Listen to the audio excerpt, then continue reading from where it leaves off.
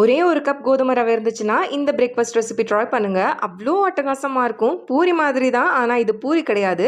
Evening ஸ்நாக்காக கூட எடுத்துக்கலாம். Just கொஞ்சம் தேங்காய் சட்னி கூட வச்சு சாப்பிட்டாலே அட்டகாசமாக இருக்கும். ரெசிபி ரெடி பண்ணுறதுக்கு ஒரு கப் அளவு கோதுமை ரவையை ஒரு ½ அன் ஹவர் முன்னாடி ஊற வச்சு இந்த மாதிரி மூழ்கிற அளவு மட்டும் தண்ணி ஊற்றிக்கோங்க. நிறைய ஊற்றிட வேண்டாம். இன்னொரு மிக்சி ஜாரில் 2 வரமிளகாய், 1 ஸ்பூன் சீரகம், 1 கொத்து கருவேப்பிலை, கொஞ்சமாக தேங்காய், 5 பல் சின்ன வெங்காயம் சேர்த்துட்டு இதெல்லாத்தையும் இந்த மாதிரி கொரப்பா அரைச்சி எடுத்து வச்சுக்கலாம். இது கூடவே நம்ம ஊற வச்சுருந்தோம் இல்லையா ரவை, இப்போ பாருங்கள் நல்லா ஊறி வந்துருச்சு. தண்ணி கொஞ்சம் கூட இல்லாமல் மிக்சி ஜாரில் சேர்த்து தேவையான அளவு உப்பு சேர்த்து இந்த மாதிரி கட்டியாக அரைச்சி எடுத்துக்கோங்க. ஒருவேளை கொஞ்சம் தண்ணி அதிகமாக போச்சுன்னா ஒரு 2 ஸ்பூன் அளவுக்கு அரிசி மாவு சேர்த்துக்கலாம். இது சேர்த்தாமல் செஞ்சால் இன்னுமே நல்லாயிருக்கும். மேலே இந்த மாதிரி கிளாத் போட்டு வச்சுட்டிங்கன்னா ஒருவேளை எக்ஸ்ட்ரா தண்ணி இருந்தாலும் அந்த கிளாத் உறிஞ்சு எடுத்துரும். இப்போ இந்த மாதிரி தட்டை வரணும். இதுதான் வந்து கரெக்டான கன்சிஸ்டன்சி. நல்லா இந்த மாதிரி தட்டிட்டு சூடான ஆயிலில் போட்டு எடுத்திங்கன்னா நல்லா பூரி மாதிரி உப்பி வரும். இது கூட நார்மலாக செய்கிற மசாலும் நல்லாயிருக்கும். அப்படி இல்லைன்னா தேங்காய் சட்னி வச்சு சாப்பிடுங்க. அட்டகாசமாக இருக்கும். ட்ரை பண்ணுங்கள்.